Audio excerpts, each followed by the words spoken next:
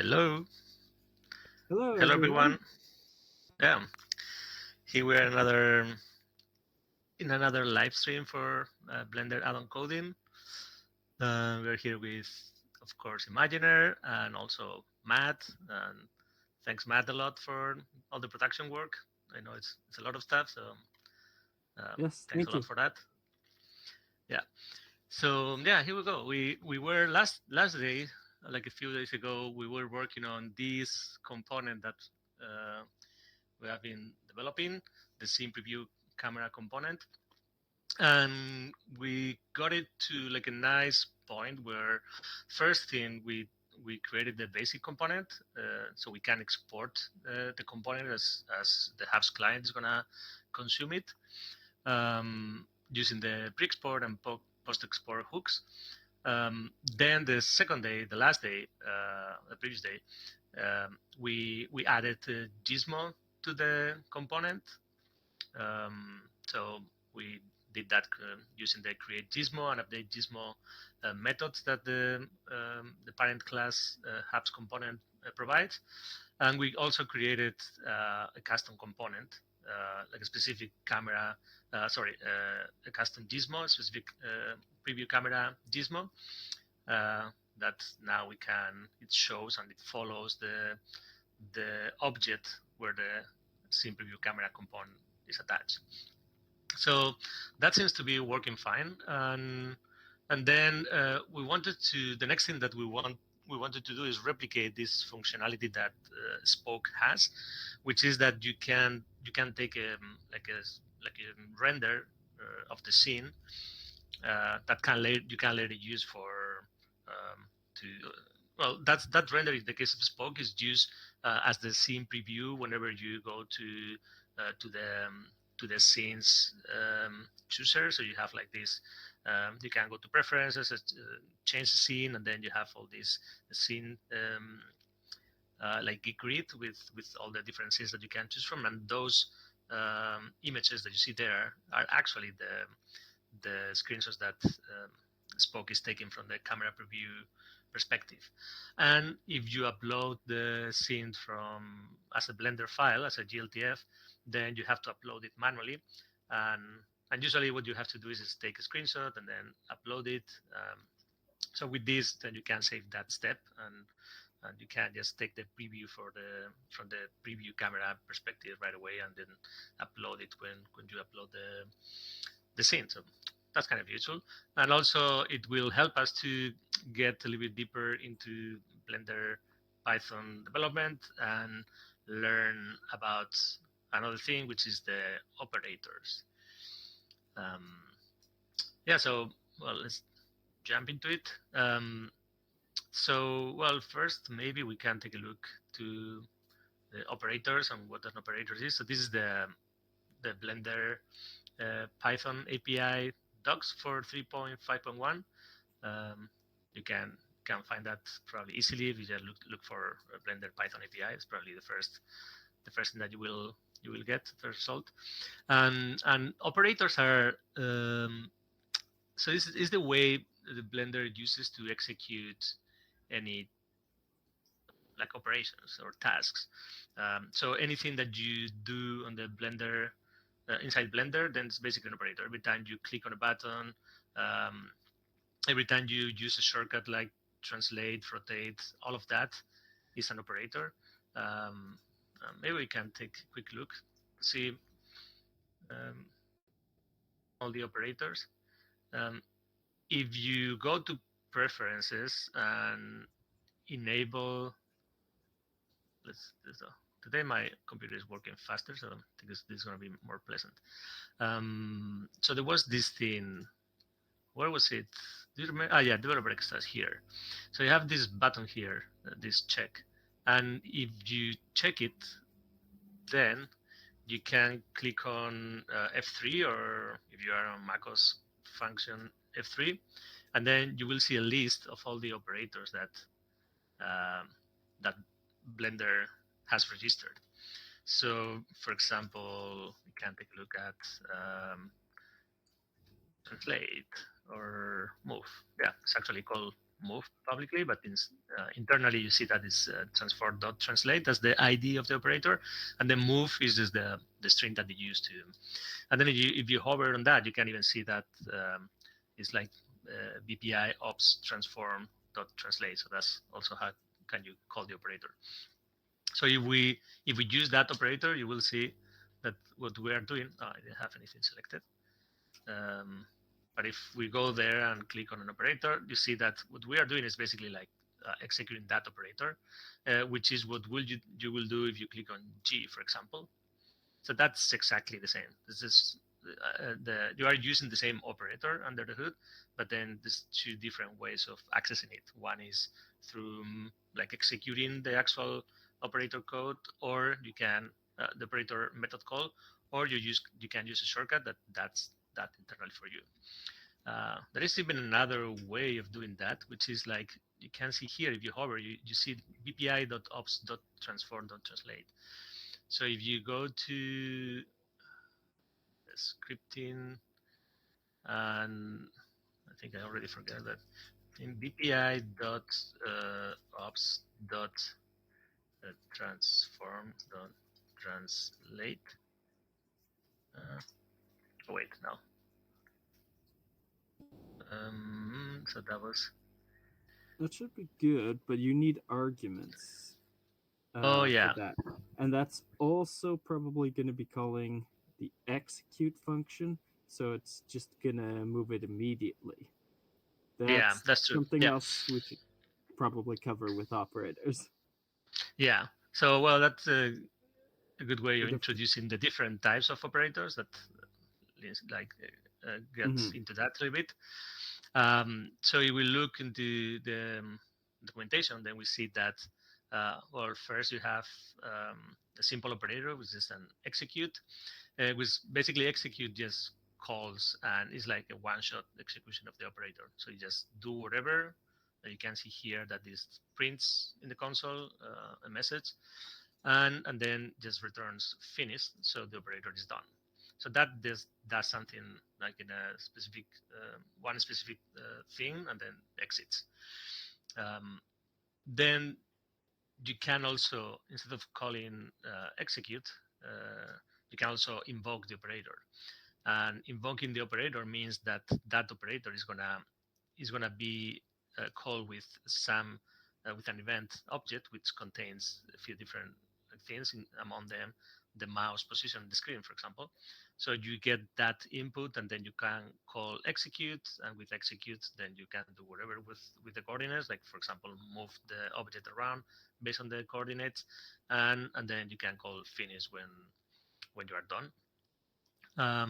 And here you can even see the how to call the operator with the invoke default, which just pass like a default information, or you can, if you want to call execute instead of info with a specific value instead of invoke, then you can call execute and pass the arguments here, and that will fill these two properties that we have created. So instead of getting those properties from the mouse coordinates, then we get it just from the input, from the parameters, from the method, the operator call. So that's another way of calling the operator. And then um, another type of operator or type of execution, more than operator, is the modal execution. And the modal execution is interesting because it keeps the operator running until you finish explicitly. So here we have, you can see that we have the execute method, we have the invoke method, but we also have the running, like the modal method. Um, so when you invoke the operator, calling using invoke, no execute, then the invoke method will be called. Then from here you fill the properties or the values that you want to use. You call execute, and then you return running model. And what that's gonna make is this model method is gonna being called every time there is like a user, some event that I don't remember exactly all the events, but the thing is basically mostly user inputs. So here it says, yeah, when key toggle options, so graph, rotate, scale, no, sorry. Model-based substitution for interactive tools. Yeah, I don't remember exactly, but yeah, I think it's mostly when there's some events going on, like the mouse moves, or you press like a key, or you click on the mouse buttons, or something like that. So that's interesting to keep an operator running because you want to do something based on that input, which is usually the case in many operators. Um, and then in model, then you will cancel if there's some error, or the user clicks any key that you want to cancel the operator, or otherwise you can return finish when you are done. For example, in this case, the operator exits when the left mouse click, when the left mouse click, or it is cancelled when there is escape or right mouse. Otherwise, it just will keep on executing the operator with the X mouse coordinate value until you exit. So that's those are the different types of execution modes, and with that, I guess all the operations in Blender work that way. So they all use the operator, and they use the different combinations of execution model to add different functionalities to Blender using the new operator. So that's a quick overview of the operators. Um, and with that, I think we can start probably adding our operator for render. Um, do you want to add anything else that I'm imagining? Maybe I missed a lot of stuff probably, but No, that was pretty good. There are a couple other use cases for modal operators, like sometimes you can watch uh, the scene for something, or just if you need to wait for something. Timers can also be integrated mm-hmm. with that, and a few other things. And another thing I just want to mention is you need to be slightly careful with modal operators because they can mess up autosave. So just be aware if you have any long running modal operators that that could be an issue. Mm-hmm. I So didn't know that. Yeah, yeah. I guess yeah, it's good to not have an operator running forever. Just yeah, scope it and be clear about what's the operation and when it starts, when it ends. But we will yep, get into that and the modal operators and the timers that you mentioned in future live yes, streams when we cover. The idea is to create this render operator and then evolve it to cover more surface and get into those topics. So yep, for today, I think we are gonna try to keep it simple and just add an operator that takes a render and saves it to whatever you have set up in the Blender preferences. So that's what we're gonna try to do for now. So the first step of all is creating a new operator. So for that, um, we have to create a new class and extend from operator. An operator is an internal type, so we have to um, I think it's types. yep, There we go. So then we extend from operator, and we have to add same things that we usually add for all the Blender structures, which is the ID name and the label at least. yep, So we're going to do that. We're going to call this one as render, and we're going to assign it a label, which is basically what we saw before when we see the operator, then we could see in that panel that we saw the actual um, method call and also I mean the ID and also the name, the label. So we're gonna yeah. call these It's the as render. text on the button that'll show up in the panel. Oh yeah, Uh, that's also true. Yeah. There's one other thing for operators that we should probably add, and that is the BL options variable. Mm-hmm. And that just lets you specify some options like register, which will make it pop up in the whole thing, and undo. Although Mm-hmm. that's not really needed for this, I think, because since we're saving a file, you can't really Hmm. undo that. Yeah. Um, so you probably shouldn't have undo for that because it'll just Yeah. We'll do. create And a dummy undo step, which will be confusing. But yeah. Um, yeah. It's going as you have written to this, and undo is just like it's handled internally by Blender, so there's no way to mhm. hook that but and do something when you undo. So I think we can, for example, we can delete the render if the user undoes. I believe. uh, Well, yeah. I mean, there's the undo maybe handler and the undo stack, yeah, but that's a bit more. Yeah, it's a bit more yeah, complicated. that's more complicated. Yeah. But for most operators, you will just want to add that undo option to keep Hmm. everything Yeah. uh, same. Yeah. Exactly. Okay. So the next step is, as we've seen in the docs, um, we have to the most basic method that you have to override for an operation is the execute method. So we're gonna do that because we need that anyways. Um, and we pass the self pointer and the context.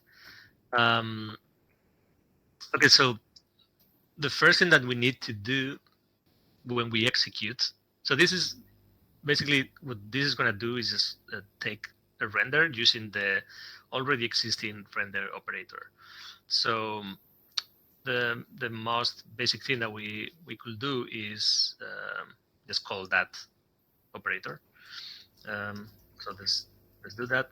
Um, the operators are documented. So um, let me see. If we go here and we look for operators, probably there is a list here of all the. Yeah, so here we have all this list of operators, and this is everything that you can do in Blender, really, at least using the Python API. And here you have render operators. So here you will see that's a lot of different operators for different tasks, and the one we are interested in is this one. So it's the BPI ops render operator. So we can just call that one. We need to import BPI,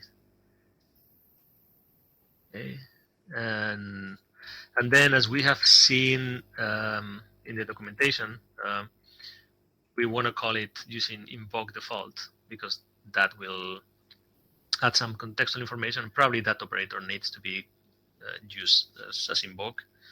Um, Well, that depends. The render one is a little interesting. If you just execute it, it will execute the render. But because Blender is single threaded, it will uh, essentially just lock up the interface until mm, that render is completed and um, do that. But then if you do invoke default, it will set it to use its modal handler thing, yeah. and it'll provide a progress bar at the bottom, and that's what you normally see when you're doing a render. Yeah, it makes So sense. Um, kind of depends on which behavior you want and what you're okay with, whether you yeah, want and I to. remember like back in the day, I think the Blender render it just blocked the whole UI. So I think maybe at some point was only using execute, and they introduced invoke. I still remember like a long time ago where you just render something and everything was blocked until it finished. I think, or maybe not. Maybe I'm confused Could because be. maybe it was more like when. Yeah, not sure. But anyways, that's yeah, that makes a lot of sense. Yeah. So so in this case, we want to invoke using default because we don't want to lock the whole UI. Um, and that's probably what Imaginer explained right now is probably something similar to what we want to do a bit later on during in the next days when we use this modal version and the timer to see when the render finishes. So we will see how that works in the future. Yeah. Okay, so we call it using invoke, and then well, there is a few more parameters. We are interested mostly in this one, write still, because we want an image to be written to the hard drive. Um, so yeah, there's that. I think probably we can avoid the rest, so we don't want an animation to be rendered. Um, use the 3D viewer.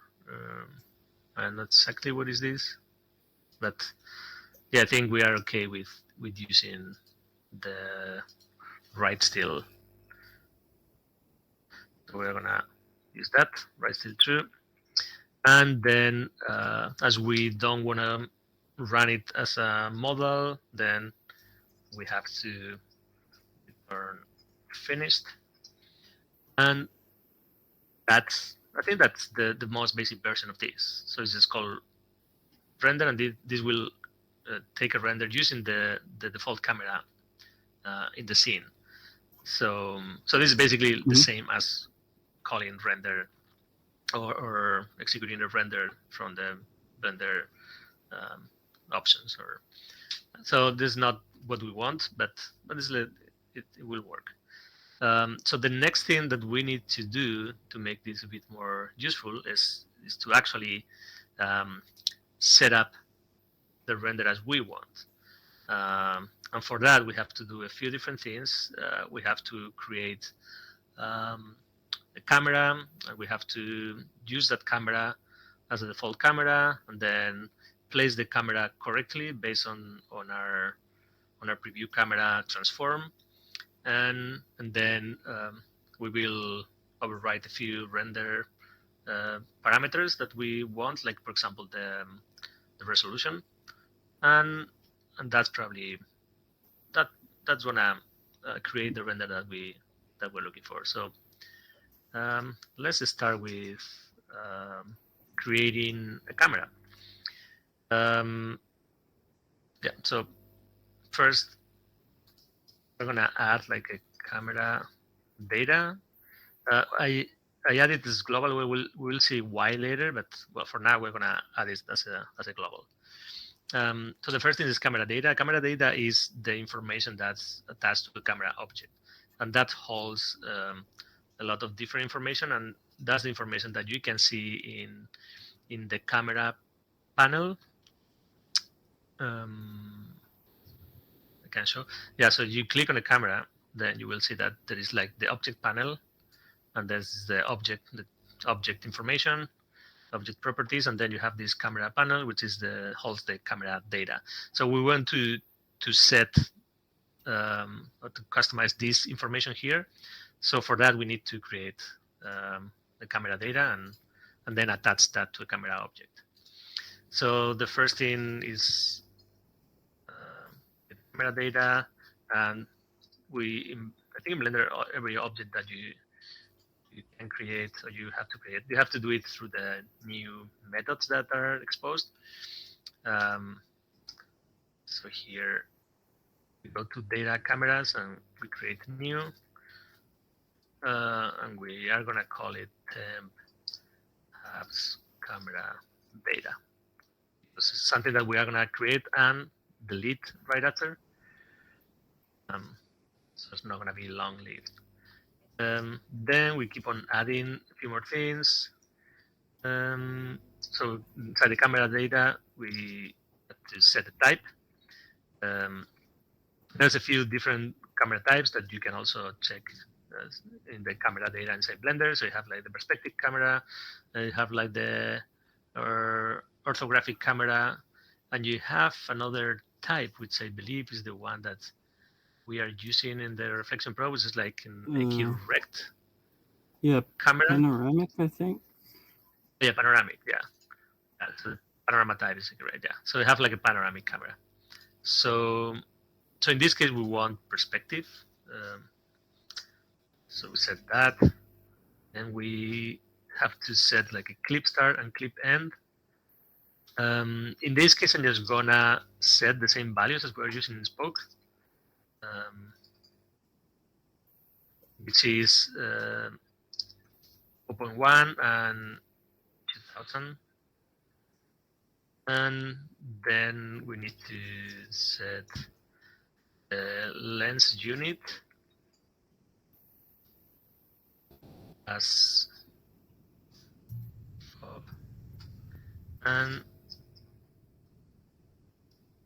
the angle, and we want like 80 degrees of fob. So in this case, as internally Blender handles everything as radians, as many 3D software, so we're gonna um, just at 80 degrees as radians. I think, oh yeah, already imported. Yeah, we were using it for the Gizmo.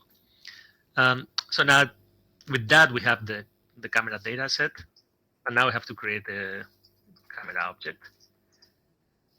So do similarly to what we did with the data, we do camera object, and well, basically the same. We have to create a camera object, so we go to BPI data, in this case objects, and we call new. Then we call it temp apps camera object. Okay.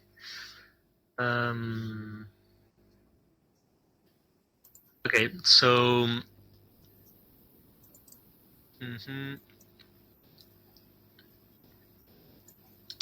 what else? Ah, yeah. Well, another thing that we need to do, we have to link. Oh, yeah, I'm missing here, I think. Yeah, we need to also attach here the camera data. I was wondering. That means that this camera object is going to use the camera data that we just. This is we have a question. Can camera be user configured this component? Not right now. I mean, the way we are doing now is hard code because that's how we are doing it in Spoke. But yeah, but we could expose that. Wanted, we could add a property and make the component render that, and then just take that property. Yeah, we can also do that. Yeah, we could take. Okay, let's do that. Let's put here for B, and this will be like a float or int. Think. Oh yeah, probably int. Yeah. Add first the import. Property. Yeah. No, that's. Oh yeah, this is yeah. Yeah. Int property. Yep. Int property, and then here.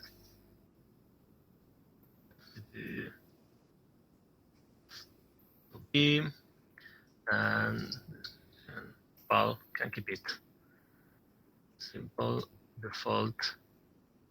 80. We can do min and max. Yep. I know this 0 max 360 or 180. 180. Yeah, I guess. Then I'm gonna make default 80, and I think we need to specify them the type and the subtype.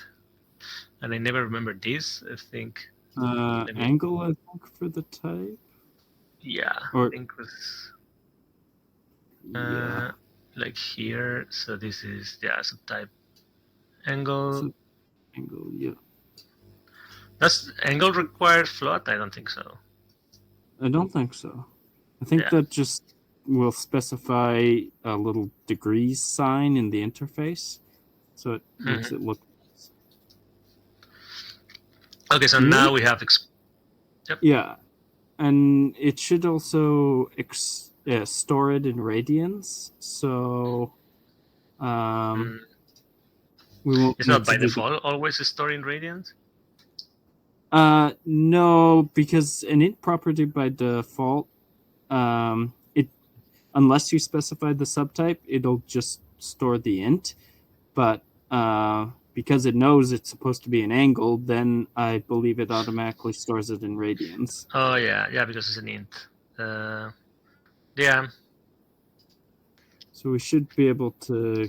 maybe we do it if we change it to float, then it stores in radians automatically. Uh, no, no, because again, without the subtype, it just sees either a float or an int, and so you would just want to store and retrieve the raw value. But with specified the subtype as angle, then it knows that uh, you're putting in like degrees, and so it'll store it by radians, I Hmm. believe. Yeah, well, we can check. Yeah. Um, yeah, I mean, I never really remember. So I always have to look for this. Yep. In Blender development, you always want to test and check your assumptions. Yeah. So if we add the camera, the preview camera, then here we have FOB. Okay, so yeah, I guess this Just is yeah. um, how can you check that? Copy the data path, and then that just open up Blender Python console. Yeah, paste it in there. Um, It just that's good. Just tack on a bpy dot context. Yeah, c dot object. uh, Two no, dots. okay, so this is storing it as the int. It's not converting. So yeah, I guess well we can do that um, and just convert it afterwards. Because we are not meaning to export that. It's just Yeah. Okay. so we can do. I wonder why it's not. I mean, why is not the degrees symbol? I think it's just, that's another thing because if you go like to here, That you may can say that yeah may be unit. radians. Yes. Subtype angle, and then we need to do unit or unit type. Yeah. Good tip in case people don't know. Sometimes you see things in the render UI. For example, this property here, and you want to know how it's defined or how this panel works or whatever. You click on you right click on that property, then you could go here as edit source, and that will show the actual Python file that implements that. And take you to the line number. It'll Yeah, put the takes you cursor on that. to the line number. Um, I guess it's probably the only thing is like the search option is not super good. Yeah, And it's so pretty basic. here, yeah. You have to So there's turn no, on wrap if you want yeah. it to wrap to the beginning again for the find. Yeah. There's amount. Yeah, no, the properties are not defined here because it's Blender internet interface, so probably different. I guess we call copy full data path. Here we can. Hmm.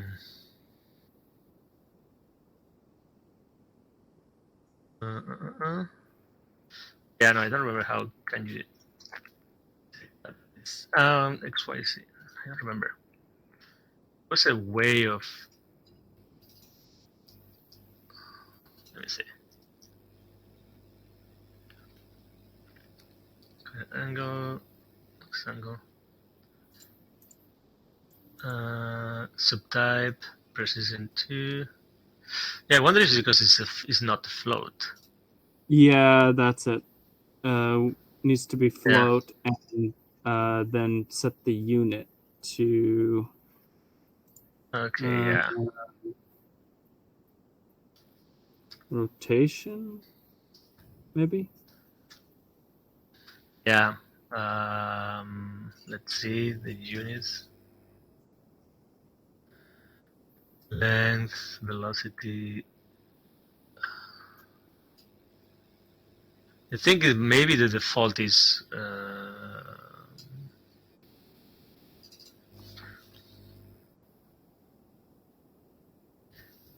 see.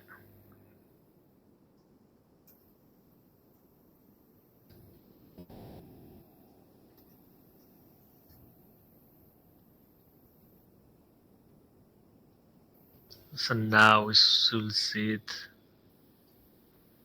with the degree symbol, I guess, but. Uh,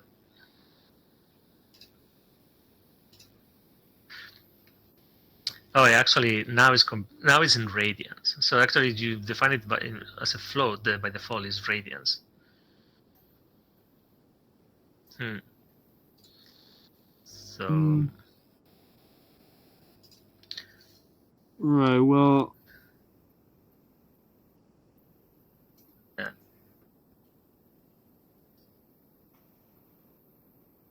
so, well, we can I do just like I think set it up. if we set it to the unit to be rotation, that should be correct, and Yeah, show it properly. So let's see. just try that. Unit equals and then rotation. Yeah. Okay.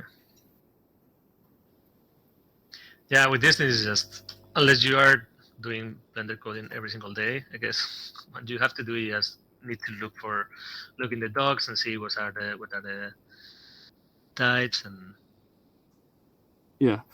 And even when you do it every single day, uh, it's so big and complex, you will constantly need to be referring to the docs anyway.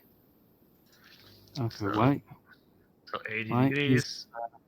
Okay, so now we see here that we set 80 degrees and internally it's the value that it's holding is 1.39 radians. So it's actually doing the conversion. If we set unit rotation, automatically does the conversion for us. So we can set it in degrees and internally it converts to radians. Um, yeah? so yeah, that's what we wanted. So yeah, keep that in Mm-hmm. mind.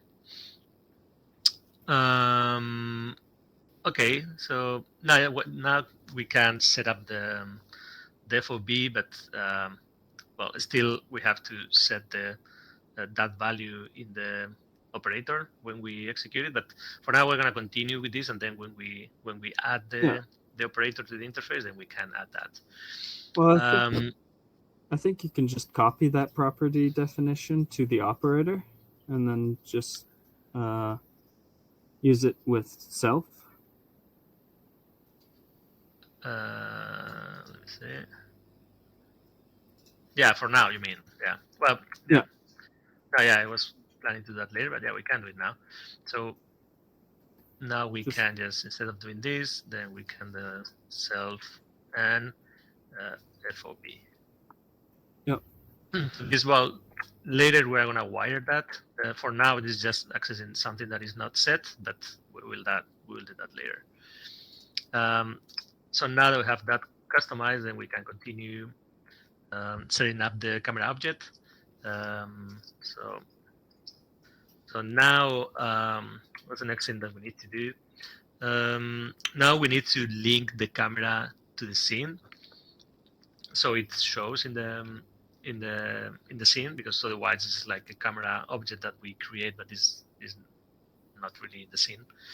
So for that, sorry, we do like BPI context and scene current collection objects and that. So with that now we should have like a working camera.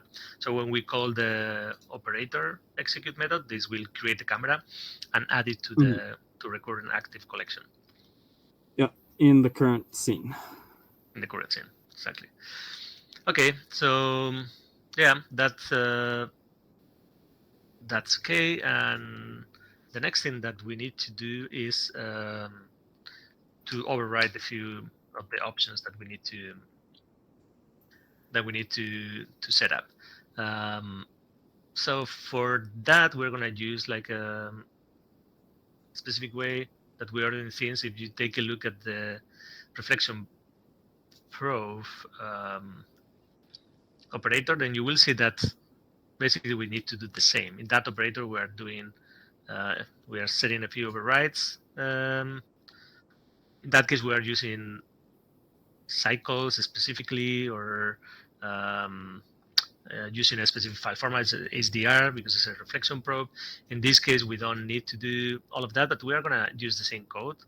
We're going to go ahead and just copy that code, which is all this part here, and paste here, and then remove the things that we don't really need. For example, the self is not needed. Um, the render engine, we're gonna, as we are not, we're gonna just leave the defaults that the user has Eh, chosen. let, let's do it as EV because that'll render quicker. Yeah, yeah. I mean, I was going to just not set up anything, so it just chooses whatever you have in the scene Okay. for now. So is GPU? Well, we want to use GPU if available for rendering. So there is like this is GPU. This is a utility method that we have Um, in utils. I don't think GPU is. Does that work with EV? I didn't think it worked I with think it EV. ignores it if it's not for Okay. EV. So if it's not, if you choose EV, then it will just like ignore it. But if you use cycles, then we override that. We can also ignore it, to be honest, because if we are relying on the user Right. settings, then we can just do that for everything. So let's get rid Right. of See, this. that's like device. Yeah. And the resolution, so we want the same as Spock is using. Resolution percentage. As the output format, I'm gonna use PNG. We're gonna first do that. And then, yeah, well, this the output path is something that we want to customize. Um, so we want to set like some meaningful name, and we're gonna use just the render path that the user has set. So if, basically we're using the settings here in the render settings and the output properties. So we will use whatever is we're overriding part of these settings, but here we want to use whatever the user has set here, and that, as you can see in the when we hover, is in BPI data scenes render file path. So we're gonna use that, and combine that with a specific name. So we control the name of the output without the user needing to set it. Okay, so we are gonna use first the what we saw there, the BPI contest scene render No, file path. the execute function method in the operator passes in the context, so you can use that. The recommended advice is to, if the context is passed to you, to use that rather than get it again Oh from yeah, BP. For this, it actually I was probably, doing that here also in a few places, so I can yeah, remove that. but yeah, there are some So we're gonna, cases if you don't use it, it can cause problems. So yeah, just yeah, it makes sense. Yeah, if we have you have a context available, then use that one. Otherwise, we can go. I'm not sure what's the difference, to be honest. there's a very specific use case. I think it has to deal with the evaluation of the dependency graph that, Uh-huh. depending on certain situations, they can be different. Hmm. Yeah, I Uh, never looked too much into that. But I don't remember. I just remember a couple posts by the core Blender developers saying that, yeah, you should always use that or it causes problems.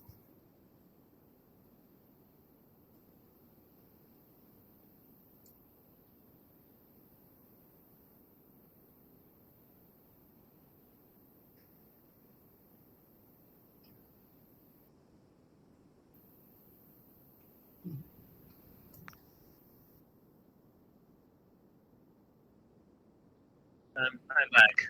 Yeah, sorry, technical difficulties, as it may happen. Can you hear me right? Yeah. Okay, I'm gonna share my screen again, real quick. Good. Here we go.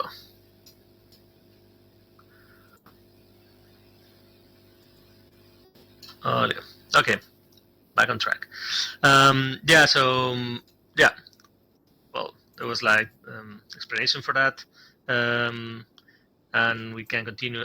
So this code here basically just sets all these overrides that you had defined here. So just like set, instead of going and calling, like we could do like context, scene, camera, and do like this and that and call all that. So this just does it in this for loop. So we're going to using that. And that's for that we are using this couple of helpers that we have in utils. So that basically get that property and set the property um, for you, just coming from an array, from this array. So we're going to use that for now. Okay, so now we have the camera, we have the cameras in the scene, we have the camera data correctly configured for the type of render that we want to take. Then we have configured the render properties to get the PNG with the right resolution that we want. So all that looks good. I guess once we have all that configured, then the next thing is probably actually take the render. This will be pretty nice. I know we'll, yeah, we'll see. Yeah. Oh, where is that? We already had that somewhere. Ah, yeah. So this is wrong. We left that behind, but we want that to be called after everything is configured. So that has to go here. Okay.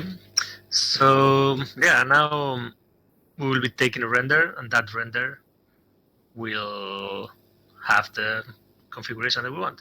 We can do like a test run just to see what that will output Okay. before continuing, and that way we can check that everything is working correctly, and we also will see what we can do next because and why this is incomplete. Okay, so I'm gonna use this scene that I have here. This is the same scene that we were using last day. And we add the Simpura component. We have the gizmo there. Can move it around. The gizmo moves with it. I have this. We set. Oh, I think the FOB is not correct because we have to set it in radians actually. Yeah, So that's the problem. Okay, so now we have 80 degrees in radians. Let me run it again just to make sure. I think when you set it to angle, then it will show in degrees, but internally it's stored in radians. So you still have to provide the information in the defaults and the maximum in. So we open that, go again. That would make sense. And now it is, yeah. So Okay. as is defined as an angle, then it shows like in degrees, but then internally it's stored in radians because it's defined as like the unit is a rotation. I mean, for me, it's quite confusing to be honest that they use these units and type. It's not the easiest to understand from my point of view, but well, it's what it is. So yeah, you have to do that. And it does provide some flexibility, so. Yeah, but the fact that you can just set the units by yourself, like says like, oh, I wanted a radians, but I want the display unit to be degrees, for example. So that would be more flexible from my point of view. But I guess there is reasons why they did it this way. But it would be interesting to know. Okay, so now we got this. So that you see, then we have this, but then we don't have any button for taking the render to call the operator. So we need a way for calling the operator. We could call it actually using the the operator menu that we saw before. We will just look for we can do it. We will look for apps render, and then we could just call the operator that way. But it's easier if we expose that in the so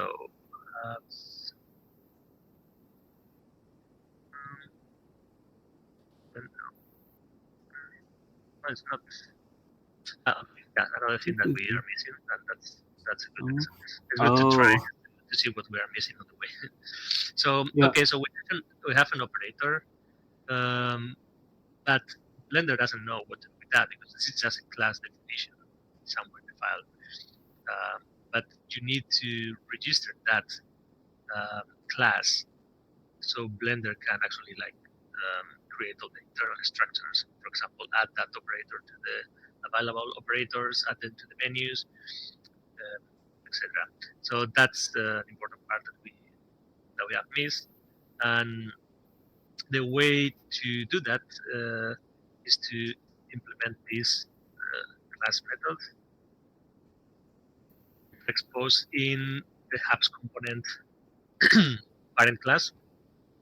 So you go down here, then you will see that we have these two methods that we call on every component to give them a chance to register classes because that's what render will expect. So we call that when the component is registered and when the component is unregistered. So that will register and register anything that you add here. So to register a class in Blender, you need to go to BPI utils, and then you will see that here you have like a registered class method, and then you pass simply the operator. I'm missing the method definition actually. So the method is register. Okay, and then we have the unregistered. Is unregistered and the same thing basically. So that's simple. So anytime you are creating any Blender any class that inherits for a Blender class, and you need to register that to be available. So if we run now, then at least the operators will be registered, and we should find it in the operators menu. I guess we should find it in the operators menu because we also set the operator as register here as the options. Otherwise, it will be hidden, and the only way of invoking it will be calling the operator from Python. So okay, so now let's look for hubs better. Okay, so here it is. So it's just the render hubs, and then hubs render. So that's the operator. And if we execute something, we have something wrong. Looks like a Blend data typo. object has an attribute object. Okay, it's objects. So it's a typo there. So we can go back here and camera object. Yeah, actually, the linter is warning us here, so it's white. So now, okay. So now we should be able to at least execute that. And what that should do at this point is create a camera in the scene and take a render from that perspective, from that camera. So go there, go here, preview camera, and oh yeah, so go in render, and now we execute that, but we have some of the thing. Oh yeah, Line 44. Line 44. Okay, yeah. So this we copy paste this code from another another component, but that was referencing a property from that component that we don't have here. So we have to define.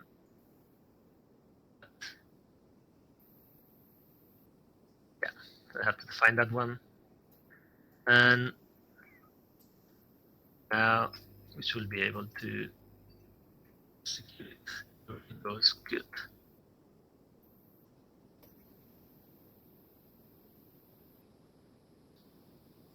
Okay, let's see now.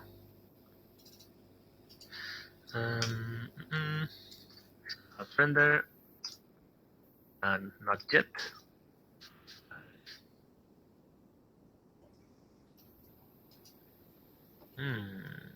Why? Oh yeah.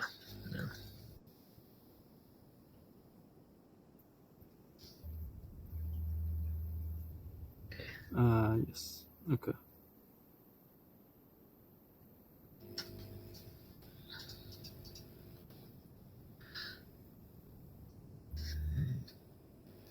Oh. Yeah, I was like, what is that?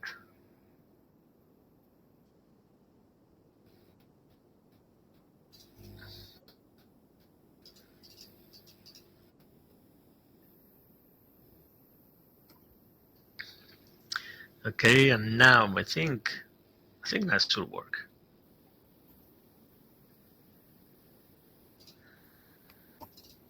Okay, so we go here, we see, and we execute that one.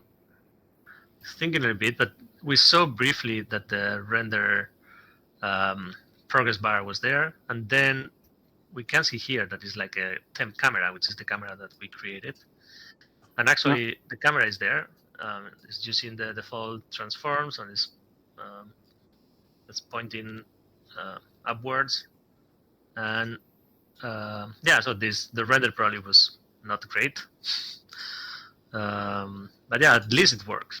So, and then we see here that all the settings that we set are actually still there. You can see that the preview PNG is being created in TMP, which is the default. So we basically have overridden a lot of things and didn't revert those changes. So we have changed the even the resolution is now 120, 180. So everything is there.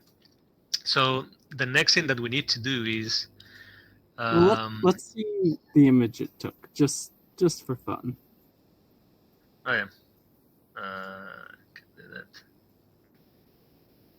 Let me open a new one.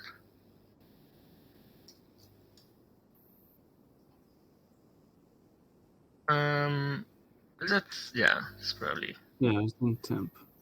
it's here. So if we open that, it's not gonna be an amazing render for sure. So yeah, it's well, I mean, I thought it was completely black, but apparently it's something. There's a white band on the side, and great, it's part of the cube. Yeah. Exactly. Well, that's definitely not what we want, and so we are gonna let's go back here and do like a few more things. So the first thing that we need to do is just set the camera, position the camera correctly, Mm-hmm. based on the based on the component position. So let's get that. So we can do that right after this. Okay, so we need to first set the camera object matrix, same as the active object matrix. In this case, we can use the active object because when you click on the button for taking a render, that button is going to be is on the object panel, and to if it's in the object panel and you are in the object panel, that means that the active object is the object that you are acting on. So we can do that. We can just grab the active object and so now we get matrix wall and copy it because we don't want to change the object matrix. So that's that. And then now we need to create an offset.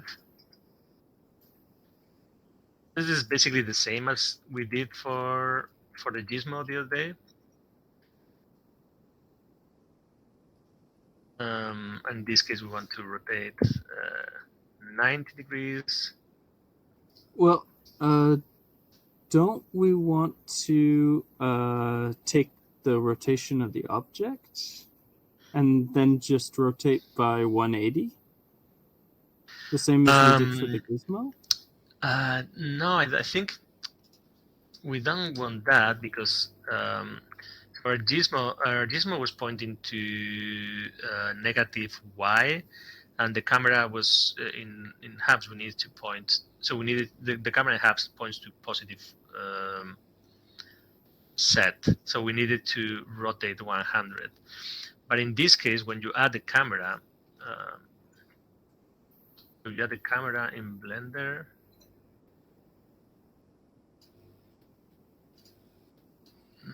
And we clear the rotation.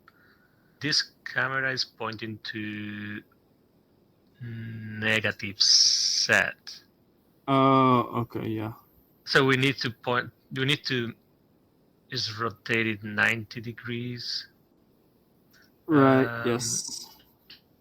So we need to rotate here, so it points to positive y. So then, when it's transformed, because the camera then is the opposite. So basically, we need to make it here to look to positive y.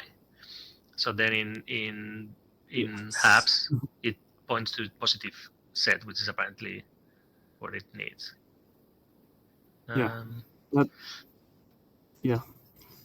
So we do that by rotating 90 degrees, and then we just set the object matrix wall to the camera object wall multiplied by the rotation object. Right, yeah. Because the initial orientations of Blender objects are not all the same. Yeah, Yeah, it's confusing also. So yeah, so now we have the camera is gonna be using the object's rotation, but we change the rotation so it points towards the direction that we are actually, because we generally for this we use an empty, so we use the empty, and now the gizmo is gonna help you to visualize where the camera is pointing. So we want the camera basically pointing the same direction as the having the same orientation as the gizmo. So now if we execute that, then we should see that the two cameras, because we are not yet removing the temporary camera, so the two cameras will be aligned perfectly. Mm-hmm. So That's what we go should here to the happen. object and sim preview camera, and then we execute still as render. That will take a render, and then we will see that when it finishes, there is like this camera here, which is yeah, is exactly overlapping the other camera. Both of them are using the same orientation, the same transform matrix. So that this is doing what we expected. Now we have the camera line with the preview camera, and now we have taken a render that it's actually useful, I believe. So we go here and we open this uh, preview. Oh, it's upside down. Okay. That's Interesting. interesting. Yeah. Why? Uh, Why is it yeah. upside No, down? I don't know. It, Good question. this is this is why we check and do this. Because Yeah, sometimes you because it's get weird pointing stuff. actually. Yeah, Yeah. if you see it's pointing. So if you actually go and do like go to cameras, set active object as, oh wait, I understand. The camera is pointing. No. Um, And if you just press 0 on your numpad, does it do the same thing? Or maybe I think less. this Why? probably is related to. Let me see. I suspect that this Maybe can the be. matrix rotation? No, I think it's the. Let me Or see. one of the camera data settings? No, it's the field of view actually. Field See, of the field view. of view is not Okay. correctly set. It's minus 93. Yeah, it's because the field of view What? that we have set here is not set. I mean, we did Oh. we didn't do the thing Wait. here actually. Yeah, We did the thing yeah, in we the other did. one. No, we did it, but only Oh. in the component, not in the. So here's a we didn't. Right. We didn't do the radians. Yes. Yeah. Okay. So that was the problem. That's what's upside down. So that's yeah. Well, that's we're gonna try. We try later, but yeah, that's the issue. Okay, so now we take a render with upside down like temporarily. We'll fix that, but now we have like a proper render from the camera point of view. But we still, when we finish the render, we still like a few things that have remained like set, and we need to clean up all those settings all these settings overrise here, and that camera that we left.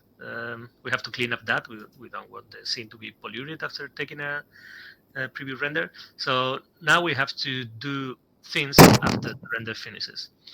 Um, so for that purpose, Blender exposes different handlers. If you go to the Blender docs and you look for handlers, I think here, and go application handlers here, you will see all the different handlers that are available. So it's like, well, I'm not going to go over all of them, but yeah, it's a bunch of handlers for things that maybe you wanna do things after certain events happen in Blender or before certain events happen. Um, and that's precisely what we want to do. We want to do something when, like, after a render is finished. I would rather that Blender had like any method to set handlers for specific operations instead of having global handlers, just a few global handlers. It's like an operator. When an operator finishes, then you can set up like a callback for that specific operator instead of having just a few global handlers. But I guess there is also a reason for that. But sometimes at least I was in a situations where which is like, oh, I want to do something after this finishes, but I have to set up like a look for only the only handlers available, and sometimes a bit limiting, but it's okay. Yeah. So for that, what we have to do is we're going to use the render post and render. So these two here, there's these methods here. Um, re, sorry, render cancel and render complete. So this is when it's completed or if you cancel it. In both cases, we want to clean up no matter what. So we're going to add the same handler for both. So for that, we want to do to API app handlers, render post, and we append new handler, and we're going to call that render post. And then the other handler is same, but is render cancel. Sorry. Actually, is render cancel and render complete. It's a render Yeah. post. I'm not sure what's the difference between render post. Post happens no matter what, cancel or complete. I think completion is completion of the whole thing, and render post is completion of a frame. Or frame. So, like for when you're doing animations, so you can have Okay. something execute after each frame is rendered or after the Um, whole thing is done. okay. So I think we can use complete in this case. Yeah. I mean, I Uh, think we can use either because we're only rendering one yeah. frame, but Mm. Okay.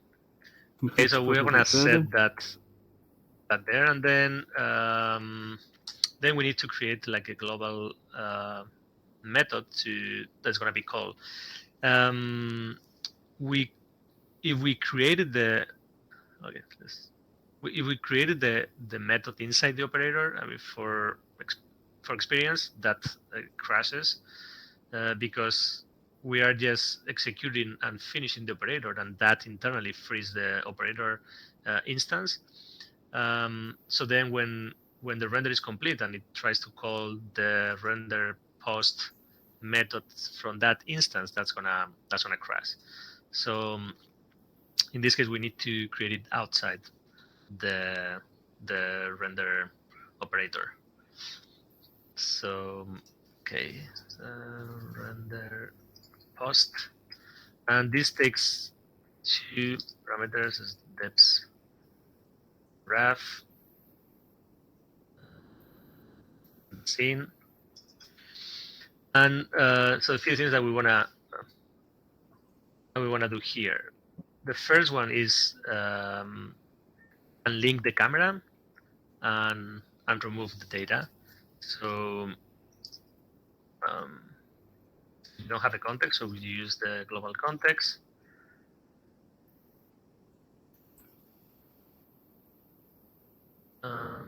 So we go to the same place as before for linking, but we call unlink and the camera object. And then do the same thing with camera data. And another thing that we need to do is just remove or reset those properties. For that, we can just go and do the same as we did before and copy that code from the reflection probe, which is this one. Go here, yourself, and that will revert all the properties. And lastly, we need to remove the handlers that we just said, because I suspect that otherwise that will be those handlers will be called again if you, for example, take just a Yep. render using the Blender interface. So we need to remove. Yep. Um, Yeah, they need to be cleaned up. and that's render complete. Okay, so that's now deleting everything. So we should end up with the exact same scene as before taking the preview shot. Um, so yeah, Now, let's check it out. yeah. So I'm now we wondering, go. do we need to restore the active camera there? Yeah, we could do that. Yeah. So scene preview. Oh, actually, we haven't exposed the. Yeah, let's do that first. I think that's the important part. Yeah. The button. So yeah, That'll so make yeah, it we easier. missed the main thing because we were relying on um, this operator menu.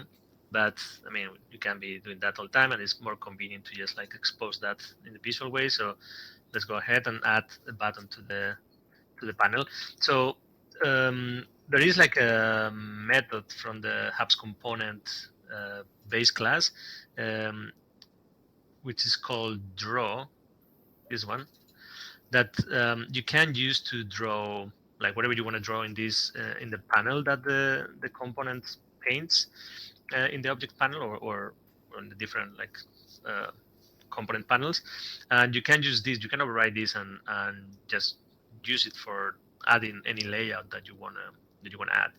So for that, you just need to just override that method, and then you will just go and use standard um, method UI, Blender UI method. So you get the layout, which is the I don't know what type of layout. I guess it's maybe a box It's a or Blender UI layout. yeah. Yeah. Was it a box? I don't know. Yeah, I don't remember, but I mean, from that, I think from any layout, you can create rows, columns, boxes. There's a different few. You can go Yeah. to UI. I think it's UI layout, I believe, Yep. and yeah, here probably types. And it'll show you all the different things you can do with that. Yeah, so you have like a box, menu pie, probably row down here. You can add an And those, operator. So this yep, is basically all you see in the operators, Blender. properties, Yeah, drop everything that you down see in the menus. yeah, like everything that you see in the Blender UI, you can do it using this class, this UA layout, and from there you can just call those method row, column, menu pie, operator, and then that helps you add in all that. Uh, so we add a row, and there after that we just call our operator, and for that we are gonna use the ID, which is render, and then we use a text for that, which is the text that you see on the button. I think if you don't use any text, we're gonna just see the operator Yep. label, which in this case is Yep. has render. Um, But if it's you well, wanted to override it, you could pass in the text yeah, parameter. let's override it because maybe that operator and that's being something more generic for that we can use somewhere else. So you can call it render preview camera, for example. And Yeah. another thing that we need to do is so we have this FOB that we property that we set, and we want that property in the operator to be the same as the one that the component has. So for Mm-hmm. that we need to set that. So I think we need to get the operator instance that we got back, and believe you can do that.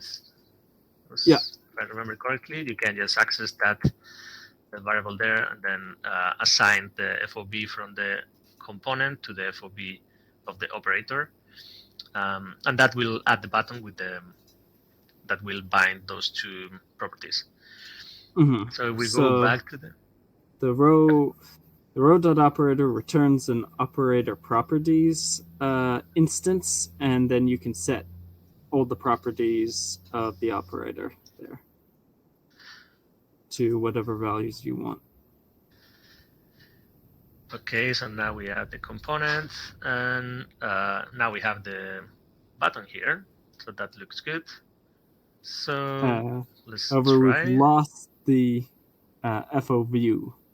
Uh, Oh, we've oh replaced yeah, them, switched yeah, them, yeah. Okay, so yeah, we replace. because Yeah, so that's because so by default the hubs component draw method you see here, this piece of code, which what it does is just like goes over any properties that you have defined in the component. So any properties like, for example, FOB here. So it will go over every single property that you have defined and just adds a layout, adds a prop for that. So Blender has this prop method in GUI layout that just adds the property, and the property will show with the right, as we saw, for example, for the FOB with the right units that you have defined, so that will print the whole all the properties. It's just for convenience because in most cases we just want to expose the properties that you have defined in the component, so you don't have to customize a draw method for all the components. And in case you want to do something more special, like in this case, then you can just override it. So so yeah, so this is we have to override that and add the right. So for that we do like so we do like draw prop, and that was data self, and then the ID name of it, yeah, FOV. okay, so now we should have both buttons. I think we are close to get this have this ready actually. Yeah, I think we're pretty close. Oh, I didn't have time to look, but we have Kritik here. Yeah, I just realized. Hello, Kritik. Um, Hi, Rithik. okay, so now we can just go ahead and okay, now everything is there. We have the FOB that we want, and we can click on render preview, and after that, that should take a render and remove the camera from the scene. So we click on that. We see the progress here. We saw briefly the camera, but the camera disappeared. And as we, yeah, we can go to here and we see that we have like a preview of that, which is cool. But I think I still see that there are Yeah. some things that they haven't been correctly restored for some reason, because this will have 248, for example, and a few like the temp directory and stuff. So we didn't really restore the correctly, but it's because there was an error here. So we can see that's the good thing about running Blender from the terminal, that you can see all these exceptions, and you can see the traceback stuff. So apparently we had like some sort of problem in line Yeah. 14. Oh yeah, so this is wrong. We don't wanna. So we have to remove that not a link. So that's Right. Yes. And data. yep. So That remove. The camera data, we have to remove it, but the object, we unlink it from collection. We may also have to remove it from objects. I, I believe the unlink that. ppy.data.objects.remove. I can think it check. just unlinks it from the scene, but leaves the object behind.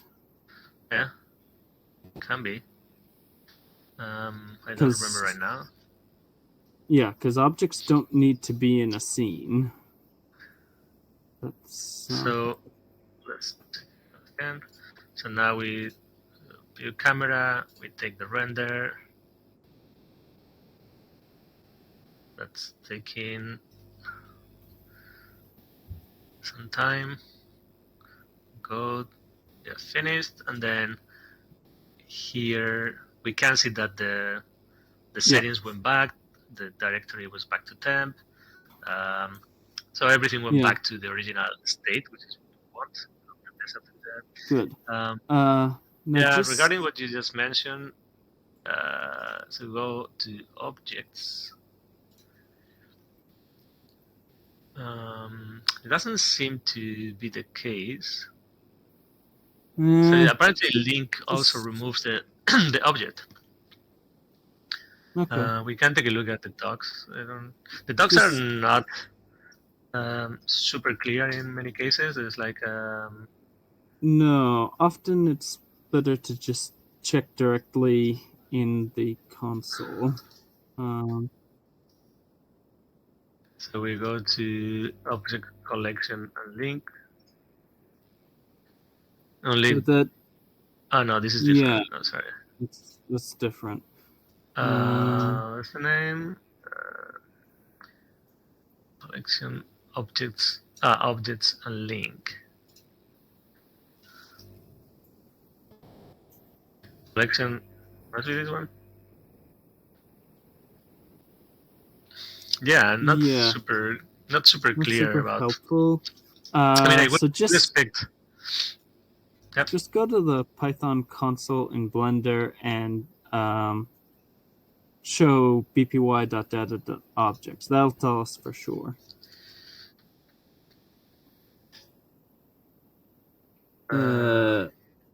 So yeah, I think that's exactly what we show here, right? In the Blender file. Yeah.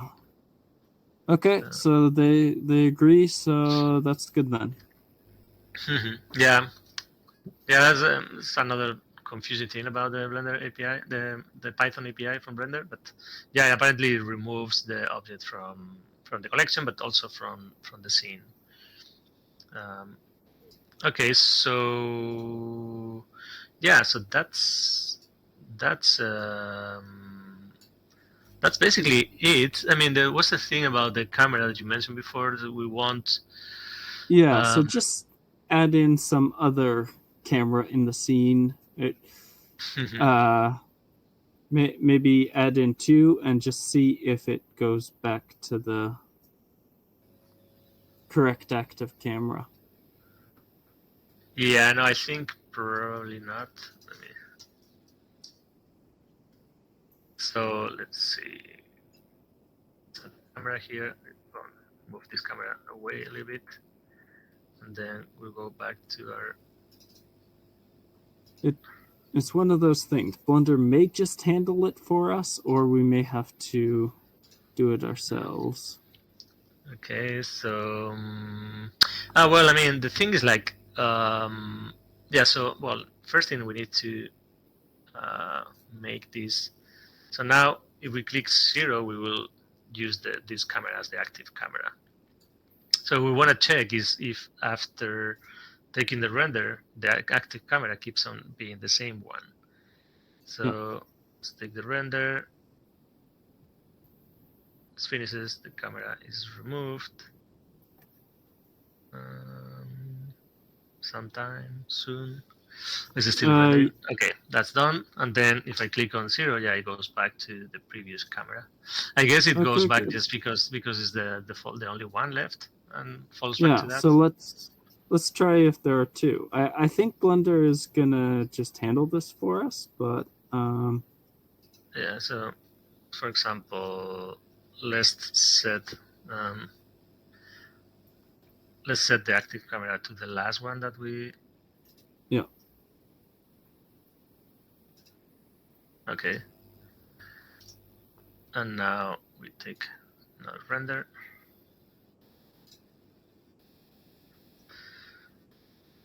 And then, yeah, it's handling for us. So, but it keeps Yay. track of the last camera, active camera, and just goes back to that one. So that's good. Nice. Okay, so I And think that's yeah. Hmm. And Yeah. Go ahead. so let's just see the render finally, and Oh yeah. Yeah, so this is the final render, which is looking good after we fix that yep. FOB issue. Of course, it doesn't look great because it's just the scene. I think the scene was more like optimized for taking the cycles, render, and also for baking. So it's not really created for this use case. But I mean, we Mm-hmm. could if we It's change. just a basic scene. So Yeah, so whatever settings you had here, that render button will use that render yeah. engine for render. So it's gonna be very slow. So I don't want to try because it's gonna. I have a lot of things running and I don't want to mess up in the last minute. Right. Yes. Yep. But yeah, but that will work too. So yeah, I think we yeah, it worked pretty well. So now we have a button that takes a render and creates a few things, takes a render, sets some handlers. We have created an operator. We have yeah, bound properties between the operator and the component. We have transformed the camera, so we have done like a few interesting things that can be useful for people out Mm-hmm. there. So I think it's probably a good time to wrap up because we are also a bit over time. Yeah. So yeah. Just want to mention it could be interesting to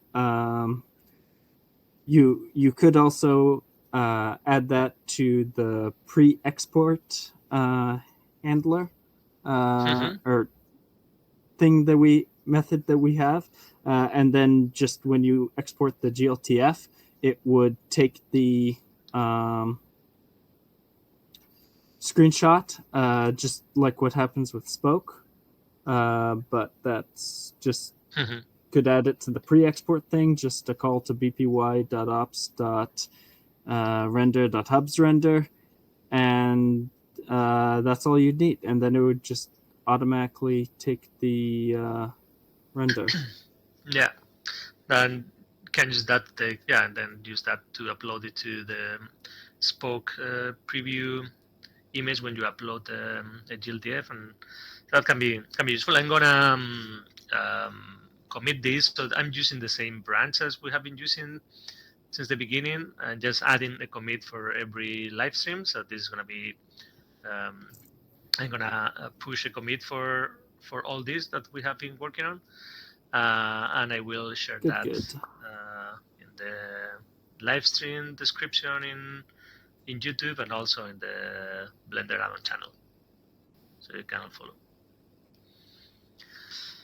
Okay, Yeah, that's it then. I think we can wrap up, and then we will continue working on the next session and do some more cool stuff. Probably getting into there's a lot of things that we can do. So we will notice with some time in advance about to what we're gonna work on.